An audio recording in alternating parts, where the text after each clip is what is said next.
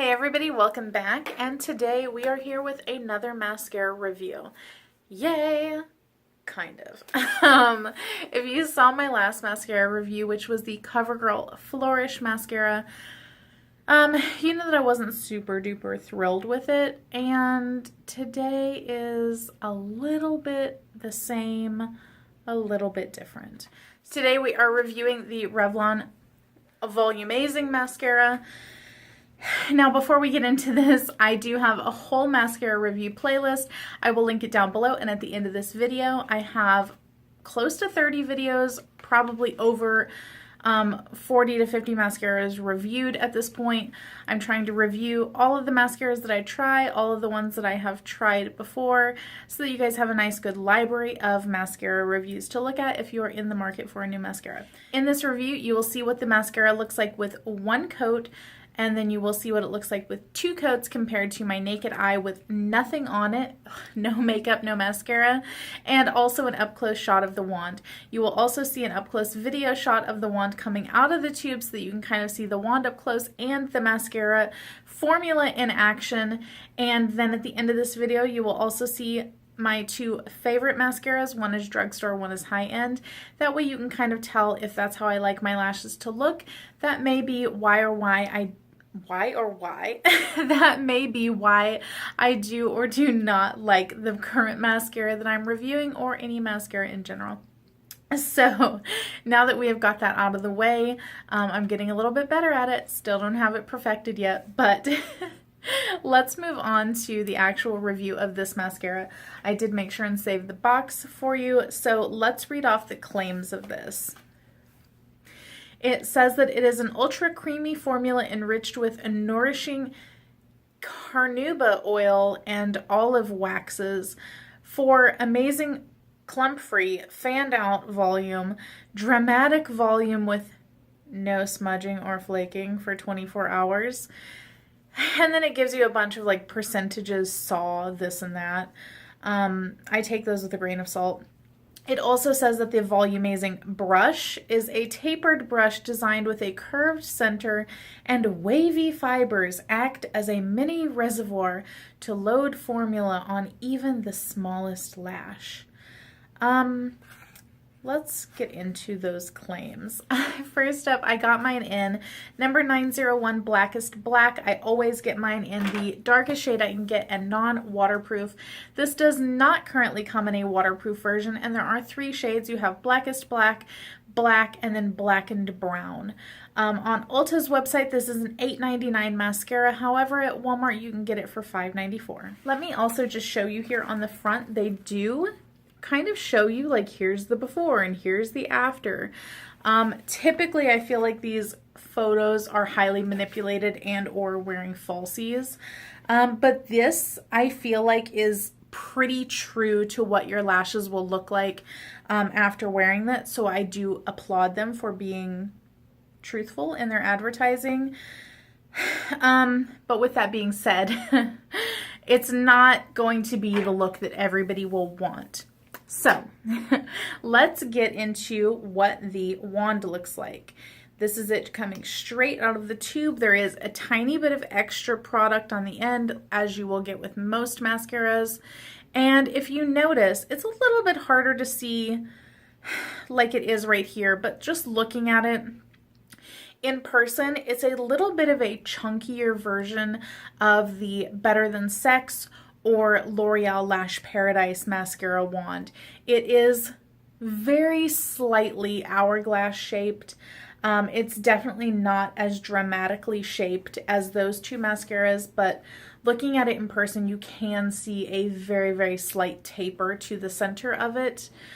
And it is a natural kind of like fibery wand as opposed to a silicone wand, which I do prefer in general, that type of wand whenever I'm applying my mascaras. Now, I do have a ton of hair all over me right now, And I also have a review of all of the Revlon Color Cap mascaras, the ones that come in the black tube with different colored caps on the top of them. I reviewed the first 5 of them all in one review, and then I also reviewed the lash multiplier or something like that in its own video.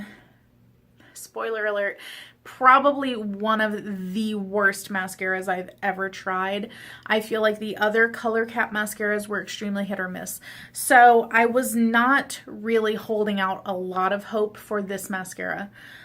So I can't really say that it disappointed me because the bar was set extremely low. But it didn't exactly knock my socks off. So the formula of this one is a little bit thicker than I feel like some of the mascaras that I've reviewed lately, but it is a fairly light formula. It's not super thick and clumpy, but it has a little bit more body to it than the CoverGirl Flourish mascara. And I feel like in my mind I'm comparing these two mascaras to each other a lot since I bought them at the same time and we're testing them out at the same time.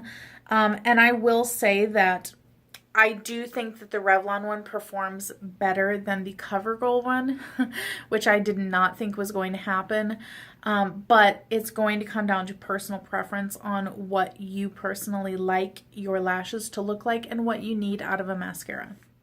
I love me a good one coat mascara because life is short and I don't always have time to put on 2 coats of mascara and really finesse it into place. So whenever a mascara can look really good as a one coat, that right there for me is like a big check mark to a home run. And then it also needs to look good as a 2 coat mascara for me to really love it. This one, I don't particularly love either way, but it's definitely, I feel like, in my opinion, better in both regards than the CoverGirl one. But it's definitely a little bit of a different look also. So if you really like that one, you may not like this one. If you didn't like that one, you may like this one. So going in for one coat, it does, I feel like, grab onto the lashes quite a bit better than the Flourish one because the bristles do have some overlap and they're able to grab on as opposed to just comb through, which I do love in a mascara. But with that being said, I don't feel like that it gave a whole lot of length on the first coat, which, to be fair, it does not say that it is a lengthening mascara. It says that it is strictly a volumizing mascara. And I will say that there is a little bit of volume, but not a whole lot. But it did coat the lashes. It did give some depth and some deepening to the color of them. But again, this is not a mascara that I would use strictly as a one coat.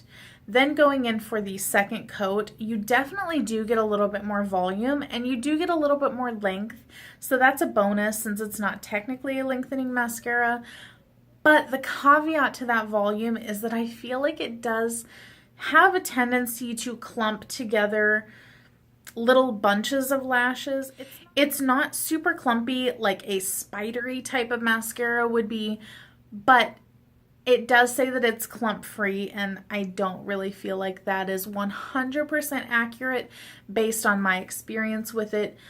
You can tell in the 2 coat picture that there is just a little bit of clumping in a couple spots that just is really kind of hard to get rid of because of the nature of the brush. You can get the volume and the length with this, but then in order to get rid of those clumps, you would really have to have an entirely different brush to go through and comb through those clumps and try to get rid of them. So not entirely my favorite, but it does somewhat do what it says that it will do, which is give you some volume.